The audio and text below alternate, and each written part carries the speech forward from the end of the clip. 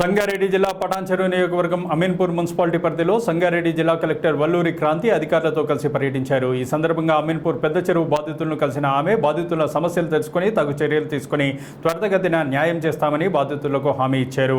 Ameenpur municipal పరిధిలోని పెద్ద చెరువు ఆనుకుని ఉన్న పలు కాలనీల్లోకి డ్రైనేజీ వరద నీరు వచ్చి చేరడంతో తమకి ఇబ్బంది అవుతుందంటూ కొన్ని రోజులుగా బాధితులు ఆందోళన చేస్తున్నారు. దీనిపై స్పందించిన సంగారెడ్డి జిల్లా కలెక్టర్ వల్లూరి క్రాంతి బాధితులను కలిసి వివరాలు సేకరించారు. అతి త్వరలో ఈ విషయమై పరిశీలన చేసి తగు చర్యలు తీసుకుని న్యాయం చేస్తామని వారికి హామీ ఇచ్చారు.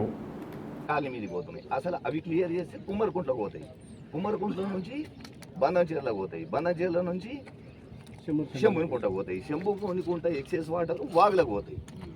అది క్లియర్ చేసి మొన్న మేము క్లియర్ చేయించినాం. చేపిస్తే ఏం చేసి ఎవరో కంప్లైంట్ చేస్తే వీళ్ళు చేసి కేసు పెట్టి దాన్ని పోలీస్ కేసు పెట్టి వాళ్ళు కూడా క్లియర్ క్లియర్ అక్కడ ఉంది. కానీ దానికంటే ఇది న్యాచురల్ సేమ్ లెవెల్ ఉంది కాబట్టి ఆటోమేటిక్గా స్పిల్ అవుతుంది. ఇది నిండగానే ఆటోమేటిక్గా ఎదుగు నిండుతుంది, ఆటోమేటిక్గా స్పిల్ అవుతుంది మేడం.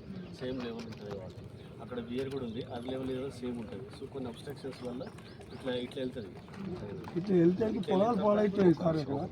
రామస్వామి గారు కరెక్ట్. ఇది ఎప్పుడు జరిగింది?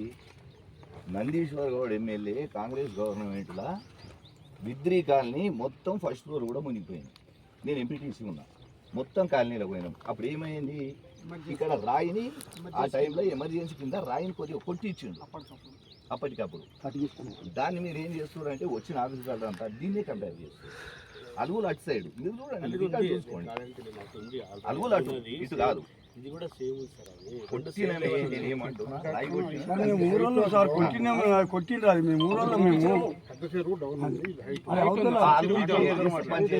ఇంట్లో నీరు మొత్తం వచ్చి ఇక్కడ ఉన్న ఇళ్ళన్నీ కూడా మునిగిపోతే అప్పుడు ఇక్కడ పాస్ అవుతుంది అమ్మ. ఇక్కడ పాస్ అయిన తర్వాత కలుగులోంచి వెళ్ళాలి. సో అసలు ఈ చెరువు కలుగులు ఇక్కడ ఉన్నాయమ్మా, అవి మొత్తం మూసేసి ఉన్నాయి. తూములు ఇక్కడ ఉన్నాయి, కలుగులు మూసేసారండి.